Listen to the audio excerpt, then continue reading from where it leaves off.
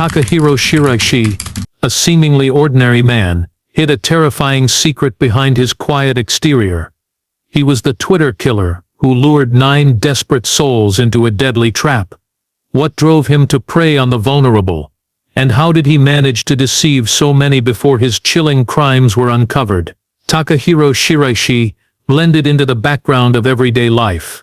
In a country known for order and structure, he moved quietly through the routines of modern Tokyo without drawing attention.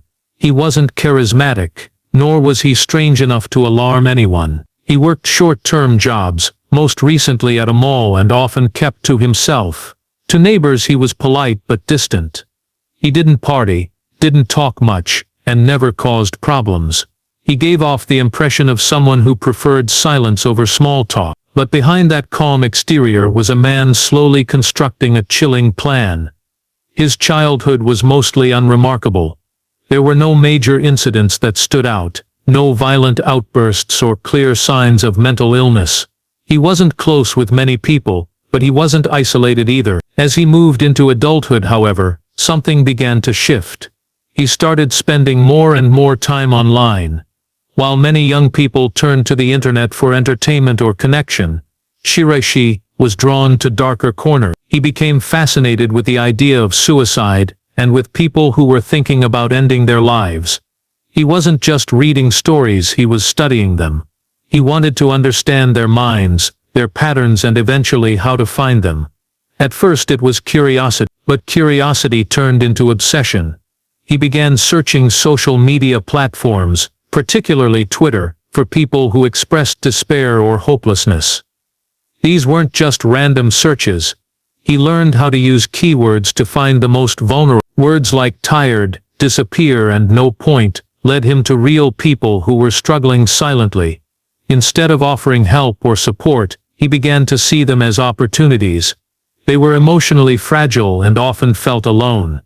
In his mind they were perfect targets. Shiraishi created anonymous Twitter profiles, choosing usernames that sounded comforting or mysterious. He pretended to be a sympathetic ear, someone who wouldn't judge. His messages weren't aggressive. They were subtle, soft, and timed perfectly. He would tell people that he understood them, that he felt the same way, and that he could help them end their pain peacefully.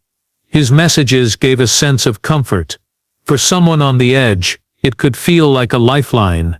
In reality, it was a carefully laid trap. By the time he moved into a small apartment in Zama, a quiet city just outside Tokyo, he had already started reaching out to potential victims. The apartment wasn't special, one room, no decorations, and almost no furniture. But to him it was ideal. It was private. It was easy to clean. It was perfect for what he was planning to do. No one around him suspected a thing. He was just another tenant, living alone, minding his own business. What no one realized was that Shiraishi was preparing to become something far more terrifying than a recluse. He was becoming a predator, one who didn't stalk in person, but hunted through screens, and the city around him, full of lights and people, never noticed the danger hiding in the shadows. Takahiro Shiraishi understood that in the digital world, identity was fluid. A fake name, a new photo, and a carefully chosen sentence were all it took to create a new version of himself. He didn't need to leave his apartment to find his targets. All he needed was a phone, internet access, and time. Twitter became his weapon of choice. It was open, fast-moving, and full of people who shared their thoughts without filters. Every day, hundreds of users tweeted about their pain, their depression, and their desire to vanish. Shiraishi knew exactly what to look for. He used anonymous accounts with soft, sympathetic tone. His usernames were vague but inviting, often referencing sleep, peace, or fading away. He filled his profiles with phrases that sounded gentle, like "I can help you find peace," or "let's disappear together." These messages weren't threatening. They sounded like an offer of relief to someone in emotional pain, and that was exactly the effect he wanted. He never used his real name. He never used the same account twice. Each time he targeted someone new, he created a new mask.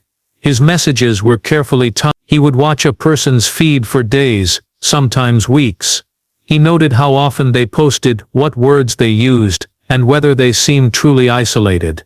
Once he chose someone, he reached out with short, quiet messages. "Are you okay? I saw your tweet. I understand." He built trust slowly, never pushing too hard, never rushing the conversation. He let them speak while he listened and gathered information. It wasn't about connection, it was about control. Many of the people he contacted were teenagers or young adults, often dealing with depression, bullying, or loneliness. Some had lost jobs, friends or family members, some were simply tired of life. They felt invisible in the real world, but online they found someone who paid attention. Shiraishi made them feel seen. That false sense of understanding made it easy for him to guide the conversation. Eventually, he would introduce the idea of meeting in person. He offered his apartment as a private, quiet place where no one would interrupt them. To someone on the edge, that invitation could feel like a final escape, but the truth was far more sinister. Each message, each profile, each tweet was part of a calculated routine. Shiraishi wasn't acting on impulse, he had created a system. He tracked every conversation. He knew who was most likely to come, who might back out, and how to respond when they hesitated. He didn't see these people as individuals anymore. He saw them as steps in a process, figures to move closer to his goal. The internet gave him access to thousands of lives, all within reach, all without risk. No face-to-face lies to tell. No need to follow anyone through streets. It was all in his hands. As his confidence grew, so did his boldness, and while his online presence appeared calm and quiet, behind it was a man preparing to kill, again and again without ever leaving a digital trace. The meeting always began the same way. After days or weeks of private messages, Takahiro Shiraishi would suggest they come to his apartment. He framed it as a place of safety, far from judgment or interruption. He promised privacy and comfort, using soft language to mask his true intentions. For those who agreed to visit, it was the final step in a journey they believed would end their suffering on their own terms. They thought they were walking into a peaceful ending. Instead, they were entering a carefully constructed trap. The apartment itself was unremarkable, a small one-room unit in a quiet building in Zama. The neighbors never heard much noise, never saw many visitors, and rarely noticed anything unusual. That's exactly how Shiraishi wanted it. Inside, the room was mostly bare.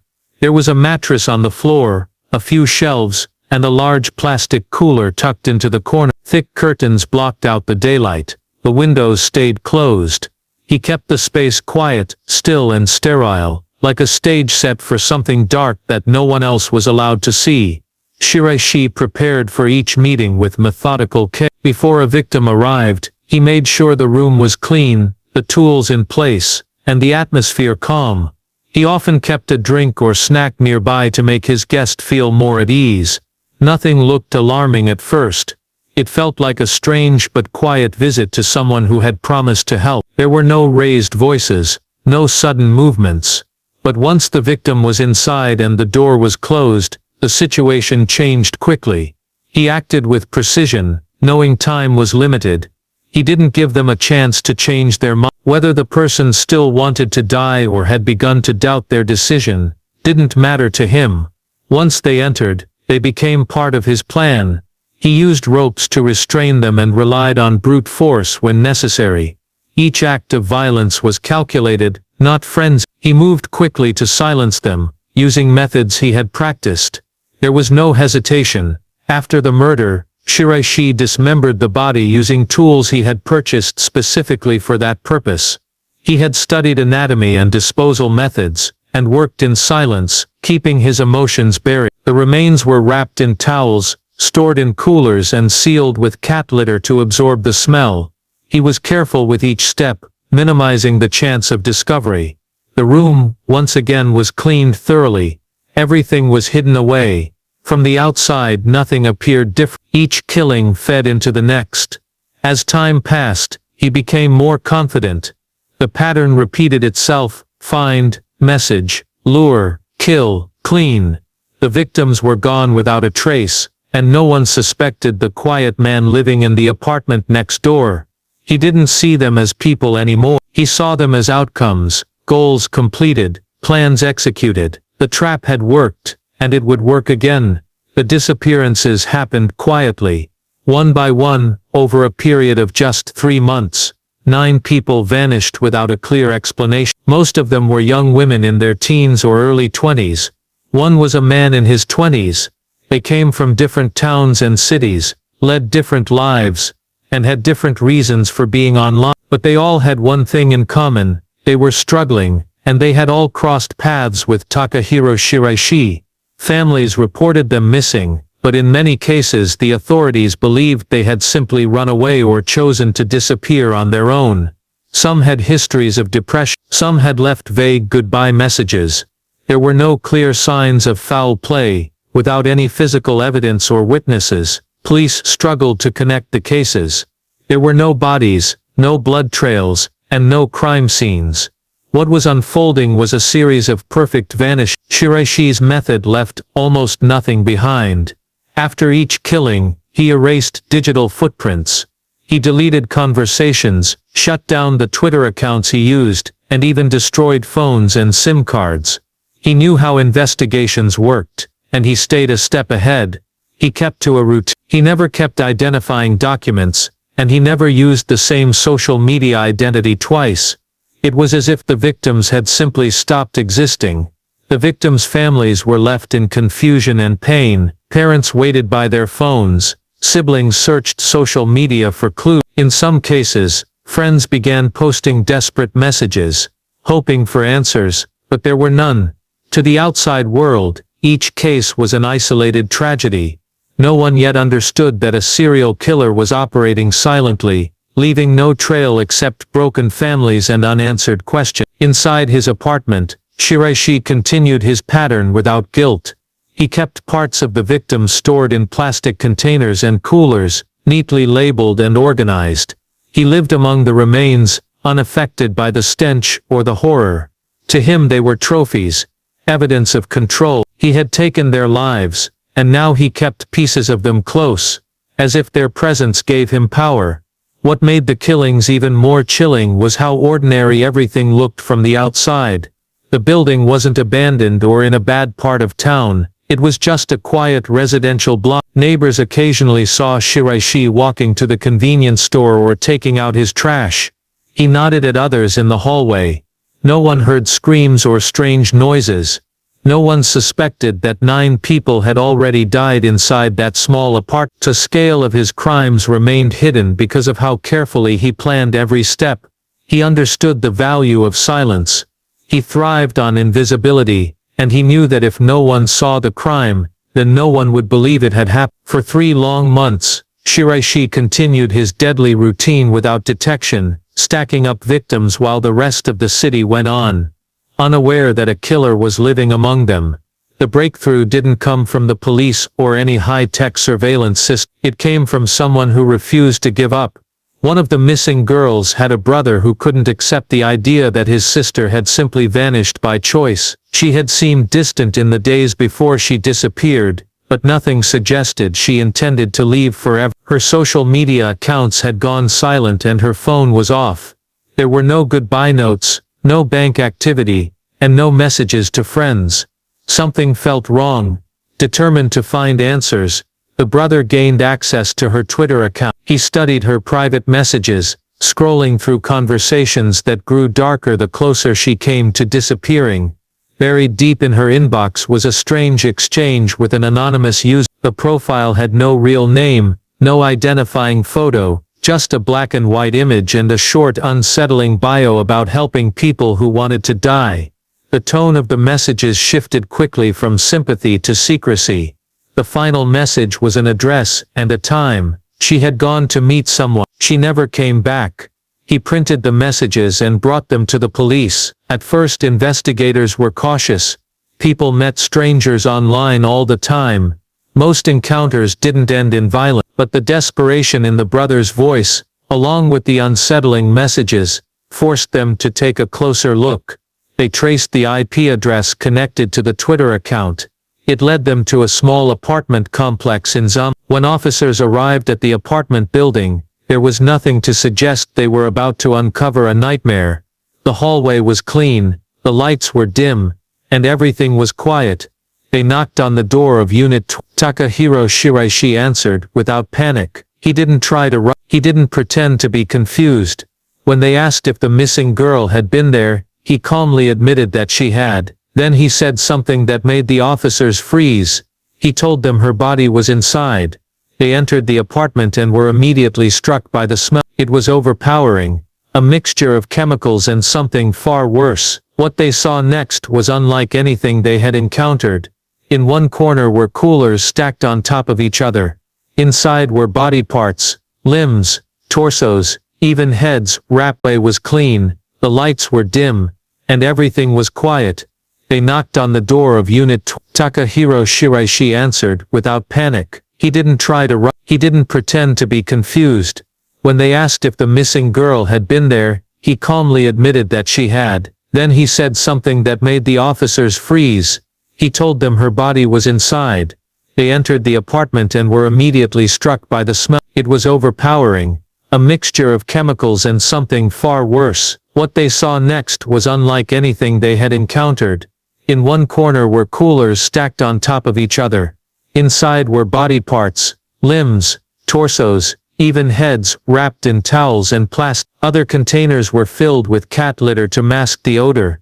Tools were laid out in a pattern that suggested planning, not panic. Shiraishi sat silently as officers took in the scene. He confessed to killing 9 people. Each one had been lured through Twitter. Each one had entered the apartment willingly. But they had not died by choice. He showed no emotion as he described what he had done. The apartment had become a house of death, and no one had known until that moment.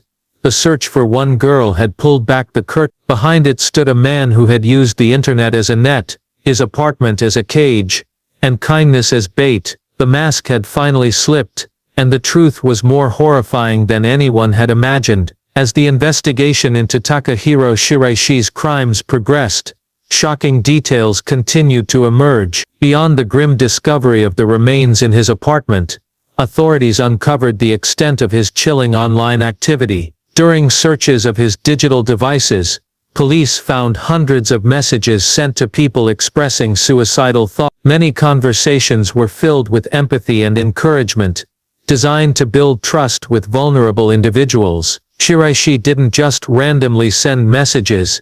He carefully targeted those who seemed the most isolated and despairing. Investigators realized that he had contacted over 100 people during his spree. Most never met him in person, but several came dangerously close. Some changed their minds at the last minute.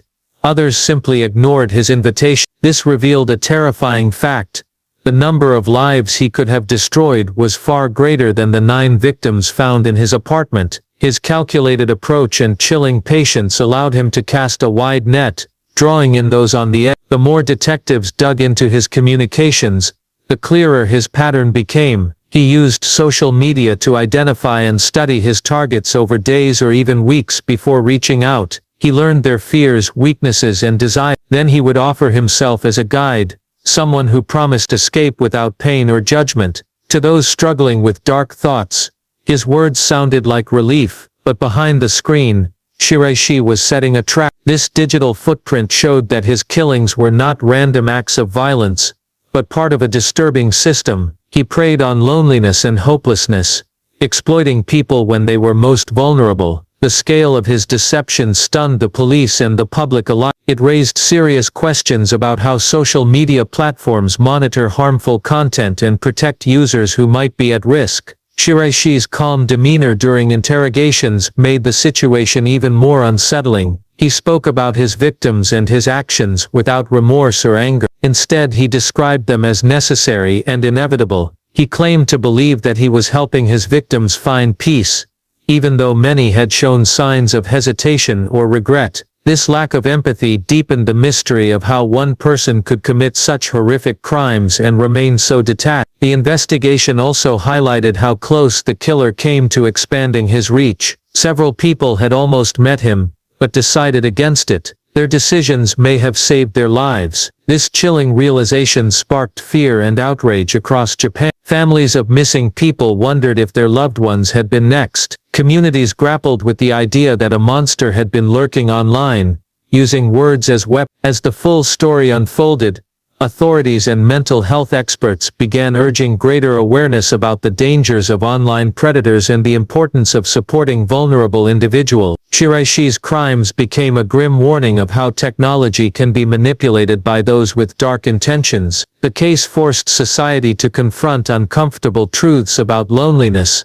mental health, and the hidden dangers lurking behind anonymous profiles. In the end, the web of lies and manipulation that Shiraishi wove online was as deadly as the acts he committed in person. His ability to mask cruelty behind kindness shattered the sense of safety many felt on the internet, leaving a scar that would take years to heal. After Takahiro Shiraishi's arrest and the horrifying discoveries in his apartment, the public reaction was immediate and intense. News outlets flooded the airwaves and websites with reports about the so-called Twitter killer, painting a picture of a man who used the internet as his hunting ground. Social media exploded with shock, fear, and anger. People everywhere were trying to understand how such a brutal series of crimes could happen in a society known for safety and order. Families of the victims grieved openly, their pain broadcast across news channels. Many shared stories of the loved ones they had lost, young people who had battled depression, anxiety, or loneliness. They described how their missing family members had seemed withdrawn or overwhelmed,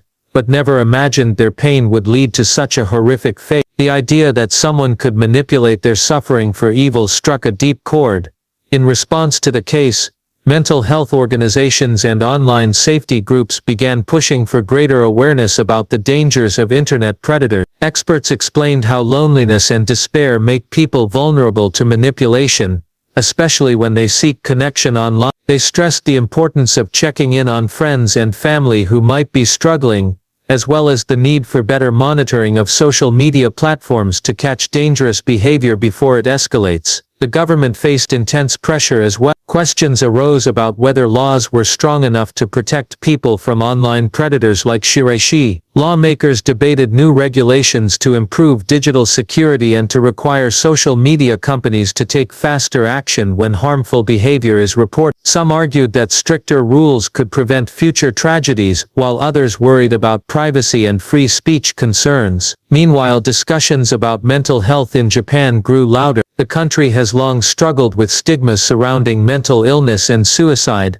often discouraging open conversations. Shiraishi's crimes forced the nation to confront these issues head-on. Public campaigns encouraged people to seek help and to speak openly about their struggle. Schools and workplaces began to implement better mental health support systems, hoping to catch warning signs before it was too late. But amid the outrage and reforms, a shadow of fear lingered. Many people felt uneasy returning to the internet that had been the killer's playground. Trust was broken. The idea that a stranger could hide behind a screen and pretend to care only to cause harm shook the sense of safety online. Parents worried about their children's online activity. Young people became more cautious about who they trust. The digital world, once a place for connection and expression, now carried a darker edge. Shiraishi's trial became one of the most watched cases in recent history. The courtroom was filled with media and public interest, all seeking answers. The details of his crimes were laid bare,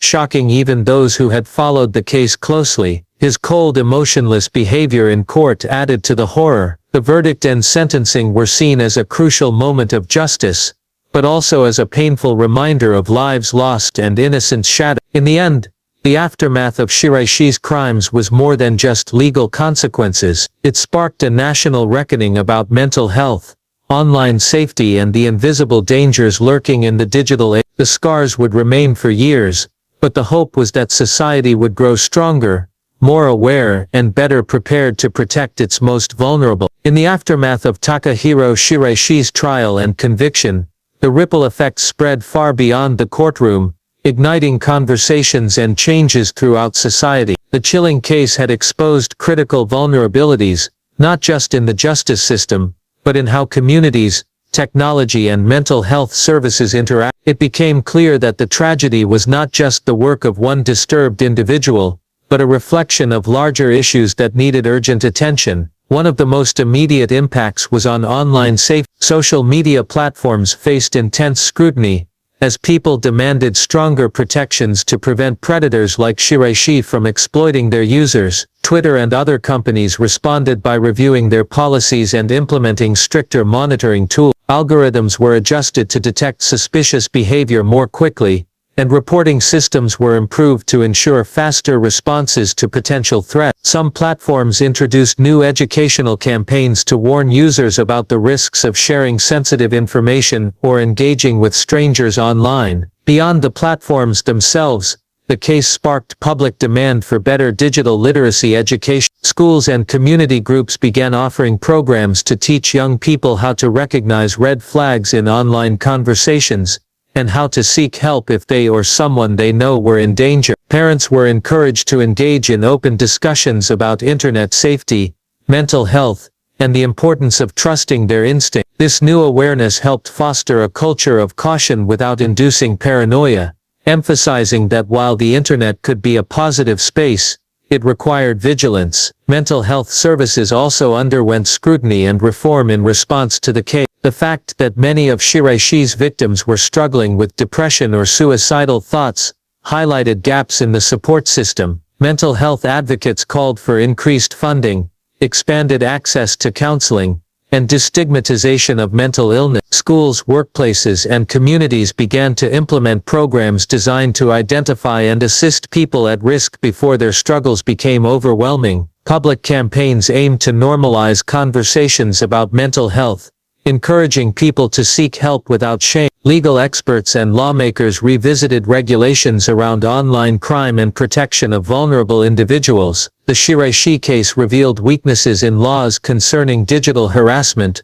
privacy, and the prevention of online predation. New legislation was proposed to close loopholes, increase penalties for offenders, and mandate cooperation from social media companies in investigations. Some suggested creating specialized task forces trained in cybercrime and mental health awareness, improving the ability to intervene early. At the same time, the tragedy provoked reflection on societal attitudes toward loneliness and isolation. Japan, like many countries, struggles with a culture that sometimes discourages open expression of emotional pain. Shiraishi's ability to prey on individuals suffering in silence highlighted the urgent need to break down stigmas and create more supportive environments. Communities began initiatives focused on building connections, encouraging empathy, and offering safe spaces for those in distress. In the years following the trial, the story of Takahiro Shiraishi became a cautionary tale, a stark reminder of the dangers lurking in digital anonymity and the consequences of societal neglect. The case pushed individuals, institutions, and governments to rethink how they address mental health, online behavior, and the protection of vulnerable people. While the wounds left by the tragedy could never fully heal, the lessons learned paved the way for meaningful change aimed at preventing such horrors from happening again. This collective response marked a turning point. It showed that from the darkest crimes could emerge new resolve to safeguard lives, support those in need, and create a safer world both online and offline. The memory of the victims became a powerful catalyst for progress, ensuring that their suffering would not be in vain. As years passed since Takahiro Shiraishi's conviction, the world slowly began to absorb the lasting impact of his crimes, transforming the tragedy into a powerful catalyst for change. While the wounds inflicted on the victims' families and communities remained deep, the case became a somber reminder of the importance of vigilance, compassion, and collective responsibility. The aftermath sparked ongoing efforts to create safer spaces,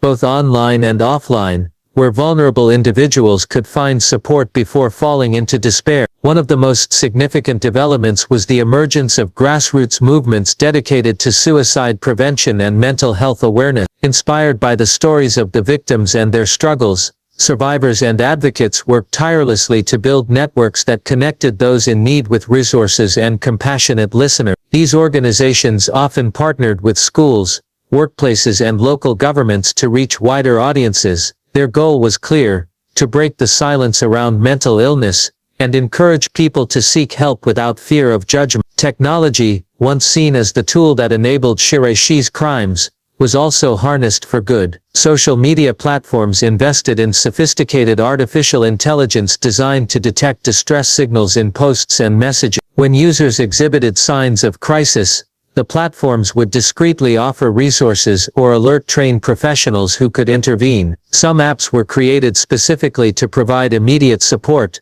connecting users to counselors or peer groups with just a few taps. These innovations marked a significant shift from passive platforms to active participants in mental health care.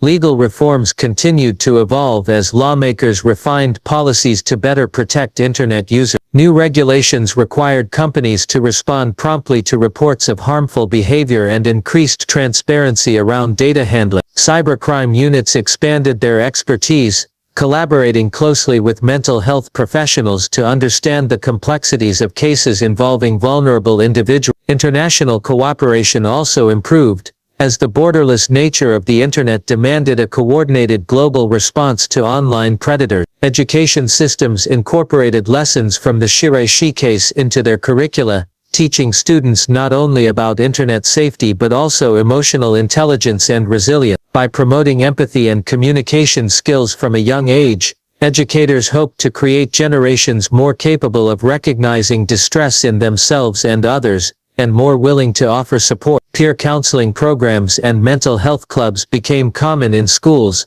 fostering environments where students felt seen and heard. Despite these advances, the shadow of Shiraishi's crimes lingered as a stark warning.